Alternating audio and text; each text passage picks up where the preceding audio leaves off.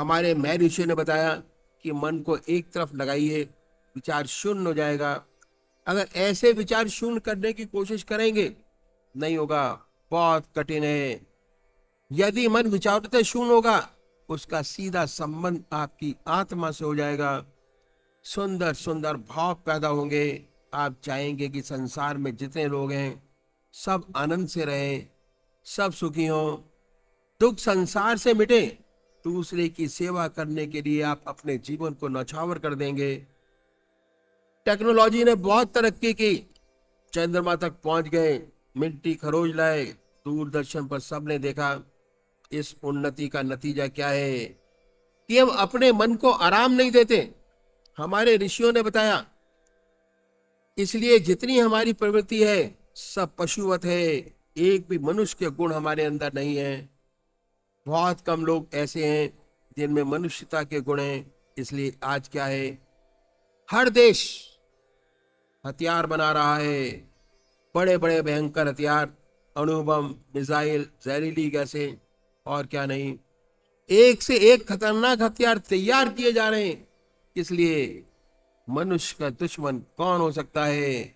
यही शेर चीते, इनके लिए तो एक बंदूक काफी है, एक राइफल बहुत है। इस सब की क्या जरूरत है? मिसाइल की क्या जरूरत है? एटॉमिक बॉम्ब्स की क्या जरूरत है? मनुष्य मनुष्य को मारने के लिए, हमारी अपनी मनुष्य जाति को बर्बाद करने के लिए, अपने को मारने के लिए नहीं। आज ऐसे आंकड़े, ऐसे भयंकर खतरनाक हथियार बन चुके हैं, अगर गलती से चल जाए और वार छिड़ जाए, इतने सारे हथियार इस्तेमाल हो जाएं तो जितने आज दुनिया के मनुष्य मात्र हैं उन्हें 40 बार जन्म लेना पड़ेगा, तब ये हथियार खत्म होंगे। पूर्व सर्वनाश। इतने खतरनाक हथियार हमने बनाए और कितना पैसा खर्च होता है इन पर। अगर सबको एकत्र कर लिया जाए और दुनिया की भलाई के लगा जाए तो आज दुनिया की शक्ल बिल्कुल बदल जाए, ये पृथ्वी सर्व हो जाए। कोई आदमी बगैर काम का न रहे, कोई बगैर घर बार का न रहे, इतनी सुंदर हालत हो जाए। परमात्मा ने हमारी पृथ्वी को स्वर्ग बनाया है। जितने एस्ट्रोनॉट हैं जिन्होंने उड़ानें भरी हैं, कहते हैं कि सबसे सुंदर पृथ्वी ग्रह है। ऐसा सुंदर कोई ग्रह नहीं। भगवान ने हमको स्वर्ग दिया है, लेकिन मनुष्य ने अपनी कटुता से, नीच प्रवृत्ति से इसे नरक से बदतर बना रखा है। युद्ध का पता नहीं कब चढ़ जाए। आइंस्टाइन ने बहुत सुंदर लिखा है, जिसके बूते पर हम आज चंद्रमा पर या कहां कहां पहुंचे मैं नहीं जानता। दुनिया का तीसरा विश्व युद्ध कैसे लड़ा जाएगा, परंतु ये पूर्ण रूप से जानता हूं कि अगर चौथा युद्ध हुआ तो वह डंडों और पत्थरों से होगा। बहुत सुंदर सही लिखा है।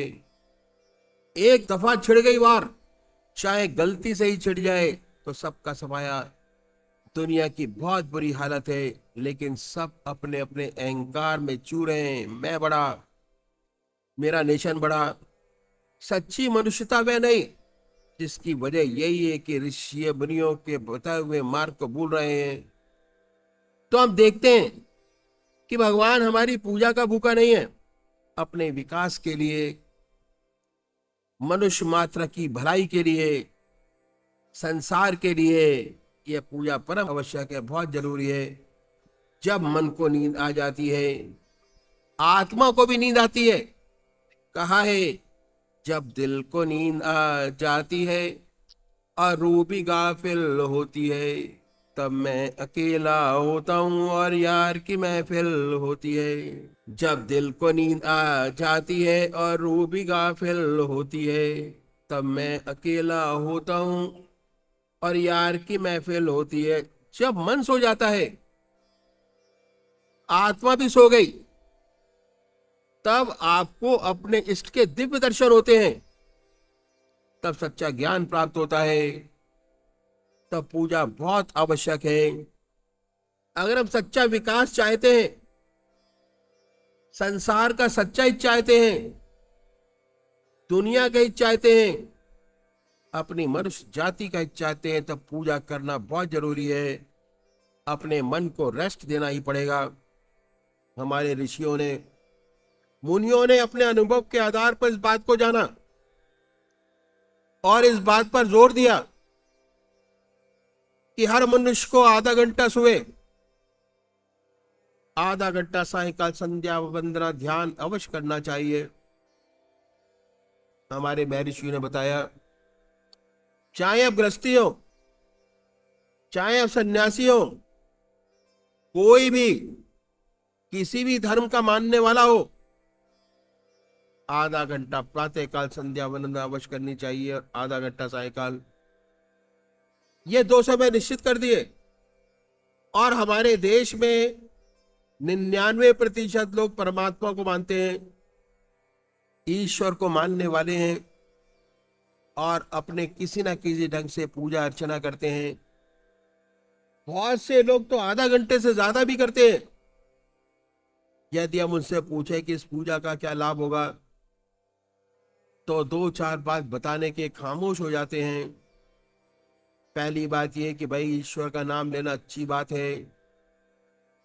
हमारे घर में मंदिर है, हमारे दादाजी पूजा करते थे, हमारे पूर्वज पूजा करते थे, हमारे पिताजी भी करते हैं और हम भी करते हैं।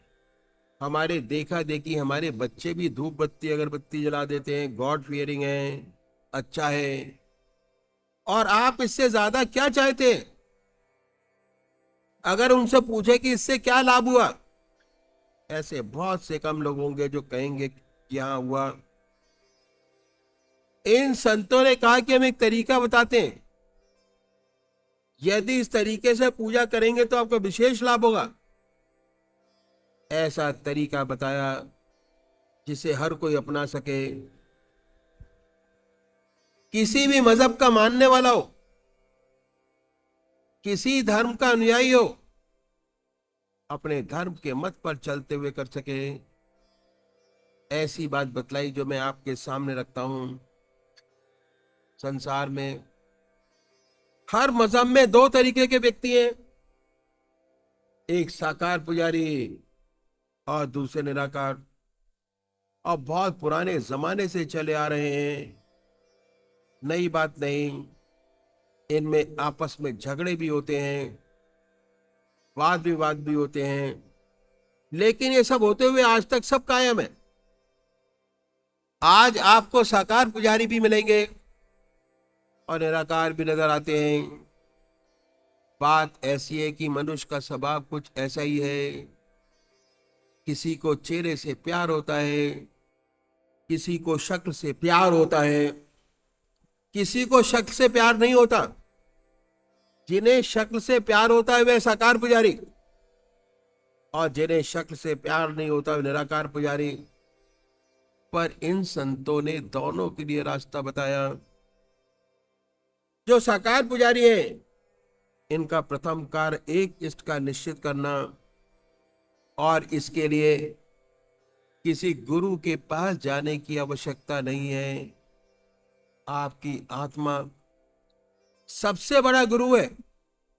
आप अपनी आत्मा से पूछिए, भगवान की कौन सी मूर्ति आपको सबसे ज्यादा प्यारी लगती है?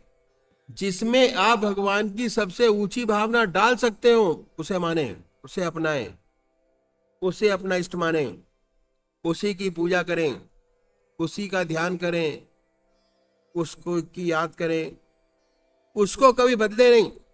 ऐसा ना करें कि कभी आप राम की पूजा करें, कभी कृष्ण की, कभी माँ की। अगर रोज रोज बदलेंगे तो इसका विशेष लाभ आपको मालूम नहीं होगा। पूजा का जो मकसद है, उसका सार यह है कि चित्त की एकाग्रता प्राप्त करना, और उससे ऊपर उठे तो मैं कहूंगा विचार शून्यता प्राप्त करना।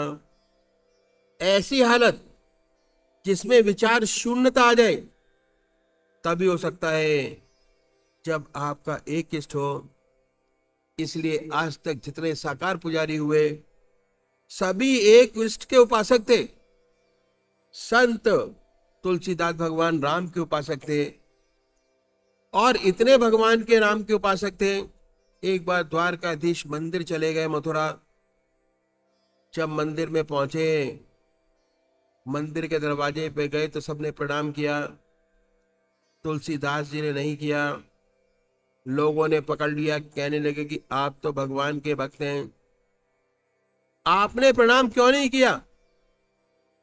तुलसीदास जी ने भगवान की स्तुति की और भगवान की मूर्ति का बड़ा सुंदर वर्णन किया, और आखिर में रो रो कर कहने लगे कि तुलसी मस्तक जब झुके, जब धनुष बाण लो हाथ, ऐसा कहते हैं कि भगवान के हाथ में धनुष बाण आ गया। तुलसीदास जी ने दंडवत प्रणाम किया। ऐसे एक इष्ट के उपासक थे, ऐसे ही सूरदास थे, भगवान कृष्ण के उपासक। उन्हें हर जगह भगवान कृष्ण नजर आते थे, उनके साथ भगवान कृष्ण हरदम रहा करते थे। कहते थे, दर दीवार दर्पण भय, चित देखो तित तोय, काकर पाथर ठीकरी, भय आरसी मोए। कंकड़ों में, पत्थरों में उन्हें भगवान कृष्ण नजर आते थे। जितने साकार भक्त हुए सब एक इष्ट के उपासक थे।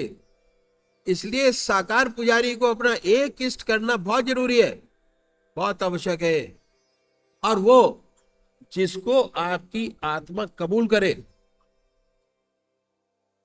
उसी का सच्चा ध्यान बनेगा, चित्त की एकाग्रता प्राप्त हो सकेगी। अगर बार बार बदलेंगे, बहुत सी मूर्तियों का ध्यान करेंगे, तो पूजा का मकसद पूरा नहीं होगा। पूजा करने के लिए जो आवश्यक सामग्री है, कुशा या कंबल का आसन हो, धूप बत्ती अगरबत्ती जलाएं, साफ सुथरी चादर बिछी हो, सफाई के साथ रात्रि के वस्त्र बदल कर बैठे। ईशान नहीं कर सकते तो कोई बात नहीं, मुंह हाथ धोकर आसन में बैठे, अपने इष्ट को सामने देखें कि आपका इष्ट से शरीर आपके सामने विद्यमान है, ऐसा विचार कीजिए। भक्ति भाव का कोई भरा भजन गाइए, तो क्या होगा? जितने आपके बहिर्मुखी विचार दुनिया के हैं, उससे हटकर मन ईश्वर की तरफ लग जाएगा। इसके बाद जब आप ध्यान करेंगे तो ध्यान बनेगा। पहले बाहर उस पवित्र मूर्ति को बनाएं, और जब बाहर की तरफ बन जाए, अपने हृदय में बड़े प्यार से उतारिए, इतने प्यार से कि ना कोई दूसरा विचार रह जाना ख्याल। हमारी आत्मा हमारे मन को देखती रहती है, बताती रहती है कि हम क्या कर रहे हैं, क्या सोच रहे हैं। जब मन हट जाए तो फिर प्यार से उस पवित्र मूर्ति को पर जमाए, उसके बाद ना कोई विचार रहेगा, ना ख्याल। जब चेतन अवस्था में लौटेंगे तो उसी के ध्यान में लौटेंगे। उस समय आपको बड़ी सुंदर अनुभूति होगी कि आपका हृदय मस्तक अनुपम आनंद से भर गया। जितना मस्तक पर भार था वो हल्का हो गया। यह पूजा का तरीका जो इन संतों ने बताया साकार पुजारियों के लिए, यदि ऐसे पूजा करेंगे आपको विशेष लाभ होगा। चित्त की एकाग्रता प्राप्त होगी, सुषुप्ति की अवस्था प्राप्त होगी, और सुषुप्ति की अवस्था से सहज समाधि में प्रवेश करेंगे। ध्यान, धारणा, समाधि। दूसरे वो भाई है जो निराकार भगवान के उपासक है, जो परमात्मा की मूर्ति को नहीं मानते, वे क्या करें? वे भगवान के नाम को छांटें और उस नाम को चुने जो आपकी आत्मा को सबसे प्यारा लगता हो। कोई ना कोई नाम से तो याद करते ही होंगे। हिंदू भाई ओम नाम, मुसलमान भाई अल्लाह, सिख भाई वाहगुरु, क्रिश्चियन भाई क्राइस्ट या गॉड। तो हर भाई उस प्रभु का नाम, कोई राम कोई रहीम से लेता है। यहां पर भी जो नाम आपकी आत्मा को सबसे प्यारा लगे उसे पकड़िए। आसन वही है, सुख आसन से पराथी लगाकर बैठे, हृदय की तरफ निगाह करें, आनंदमयी अवस्था बनाएं, ख्याल करें कि जब आपका हृदय दुख दुख करता है, उस हार्ट बीट से जो नाम निकल रहा है, वो चुना है, वो निकल रहा है, हृदय ओम ओम कह रहा है, जवान नहीं कह रही,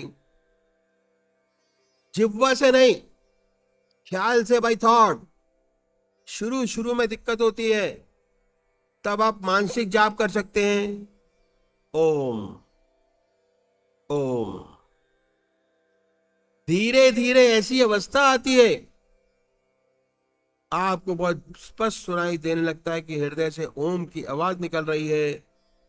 ऐसी हालत पैदा होती है, ना कोई दूसरा ख्याल रहता है, ना विचार, ऐसे तल्लीन हो जाते हैं, होश नहीं रहता, अपने आप से गायब हो जाते हैं, विचार शून्य अवस्था प्राप्त होती है।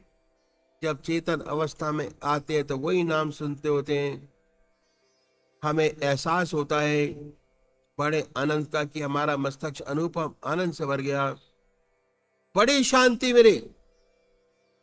इन संतों ने पूजा का तरीका बताया कि यदि इस तरीके से हम पूजा करेंगे, विशेष लाभ होगा, चित्त की एकाग्रता में प्राप्त होगी, धीरे धीरे सुषुप्ति से सहज समाधि में प्रवेश कर जाएंगे। उसके बाद आत्म दर्शन के साथ साथ परमात्मा का अनुभव होने लगेगा, और एक दिन ऐसा आएगा हम उसे एकाकार हो जाएंगे और ज्योति से ज्योति मिल जाएगी।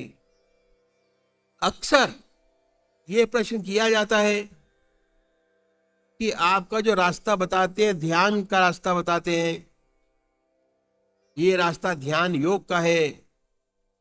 जहां तक ध्यान का ताल्लुक है, पतंजलि महाराज की योग की हाईएस्ट अथॉरिटी माने गए हैं। अब पतंजलि महाराज ने योग सूत्र में बताया कि ध्यान करने के लिए साधक 5 उंगली ऊंचे कुशा के आसन पर सिद्ध आसन में बैठे, नासिका के अग्रभाग को देखे, पांवों के बीच आज्ञा चक्र पर ध्यान लगाए। ये बताया। अक्सर प्रश्न होता है कि आप तो हृदय से ध्यान लगाने की क्यों बात करते हैं, आपके बुजुर्गों ने ऐसा क्यों बताया कि हृदय पर ध्यान लगाइए। एक पढ़ा लिखा साधक पतंजलि आस योग जब जिसने पढ़ा हुआ हो, भ्रम में पड़ जाता है कि ऐसा क्यों बताते हैं। बात ऐसी है, जहां पतंजलि महाराज ने रास्ता बताया, उससे पहले इस बात पर बड़ा जोर दिया कि ये ध्यान कौन कर सकता है। वह कर सकता जो बाल ब्रह्मचारी हो।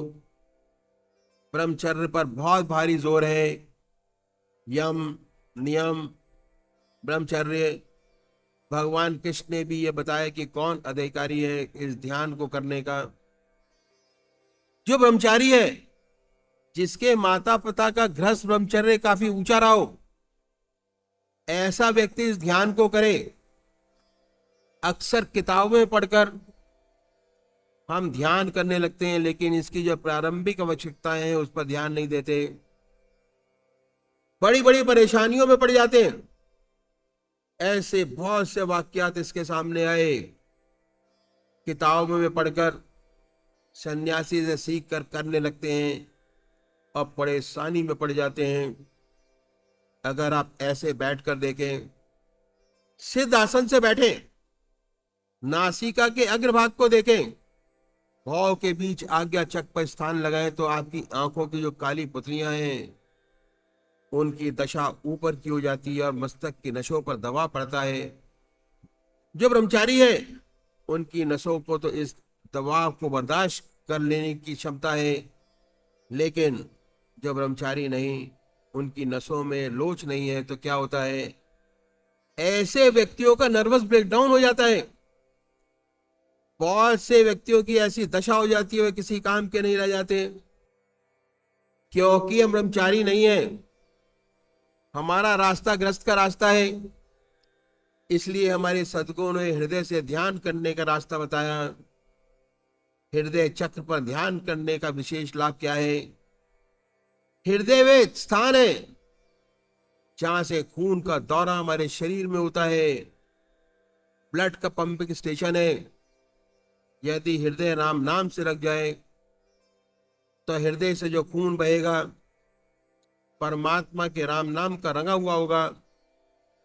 शरीर की हस नस परमात्मा का नाम में रंग जाएगी। शरीर के हर भाग से परमात्मा का याद आना शुरू हो जाएगा। ये तो पहली बात है। दूसरी बात क्या है कि हृदय भावनाओं का केंद्र है। अच्छी बुरी सारी भावनाएं हृदय से पैदा होती हैं। अगर हृदय राम नाम में जागृत हो जाए, ऐसी ऊंची भावनाएं पैदा होंगी। परोपकार, ऐसे सुंदर गुण पैदा होंगे जिसकी हमें दुनिया की बहुत जरूरत है। और अध्यात्म का मार्ग तो है ही। तीसरी बात क्या है, आत्मा का जो स्थान है हमारी हृदय की गुहा में है। तो कहीं से शुरू करें। जब तक उस प्रभु की हृदय से याद नहीं आती परमात्मा नहीं मिलता। इसलिए हृदय की सच्ची याद से मिलता है। इसलिए इन संत महात्माओं ने हृदय से ध्यान करने की बात बताई। चौथी बात, जब आप हृदय से ध्यान करते हैं तो आप आनंदमय अवस्था बनाते हैं। आपकी दृष्टि नीचे को रहती है। मस्तिष्क पर कोई दबाव नहीं पड़ेगा, कोई तनाव नहीं। जब आप पूजा में बैठे, आनंदमय अवस्था बनाकर बैठे और परमात्मा से प्रार्थना कीजिए कि हे प्रभु, मैं तेरे चरणों में विश्राम चाहता हूं, ध्यान नहीं चाहिए। और सच्चे विश्राम के मायने ध्यान है। ऐसे सुंदर विचारों से पूजा शुरू करें तो आनंद ही आनंद रहेगा। विशेष बात क्या है कि हमारे प्राणों का चित्त की एकाग्रता से बड़ा संबंध है। जैसे जैसे हमारा चित्त एकाग्र होता चला जाता है वैसे हमारे प्राणों की गति ऊपर को होती चली जाती है। ऊर्ध्वगामी। जितना हम दुनिया का चिंतन करते हैं, कामनी कांचन का चिंतन करते हैं, उतना ही हमारे प्राणों का जमाव खुदा और जंगों में होता है। जितना हम ईश्वर का चिंतन करते हैं हमारे प्राण वायु ऊर्ध्वगामी होते चले जाते हैं। और एक दिन ऐसा आता है कि ध्यान तो हृदय पे कर रहे हैं, गुलगुलाहट आग्रह चक्र पर हो रही है बाहों के बीच। और हमारे सत्संग के अंदर ये बहुत जल्दी प्राप्त हो जाता है। थोड़े से अभ्यास के बाद बाहों के बीच गुलगुलाहट होती है। जब स्वतः ही होने लगती है तो हृदय से शुरू करने के बजाय यही स्थान आज्ञा चक्र पर कीजिए। अब कोई खतरा नहीं, क्योंकि चक्र खुल चुका है। यहां ध्यान करेंगे। हम हृदय शुरू से करते हैं, लेकिन धीरे धीरे अगर सच्ची तरीके से अभ्यास करें तो बहुत सरलता से हम पहुंच जाते हैं वहीं आज्ञा चक्र पर। साल 2 साल सत्संग में जाने के बाद, सत्संग का प्रोग्राम अटेंड करने के बाद, भंडारे में सम्मिलित करने के बाद बहुत ही जल्दी अवस्था प्राप्त हो जाती है। आज्ञा चक्र पर स्पंदन होने लगता है। बहुत से लोगों तो काम करते करते ऐसा होने लगता है, ऑफिस में काम कर रहे हैं और आज्ञा चक्र पर स्पंदन हो रहा है। अब कोई खतरा नहीं। इसलिए हमारे सद्गुरुओं ने ध्यान हृदय पर बताया, ताकि बड़ी सरलता से, बड़ी सहजता से काम बन जाए और हमारे अंदर ऐसी सुंदर गुण पैदा हो जाए जिसकी हमारे ग्रस्त जीवन में, हमारे घर को, हमारे समाज को, हमारे देश को बहुत बड़ी आवश्यकता है। परमात्मा तू ही है, तेरी इच्छा पूर्ण हो।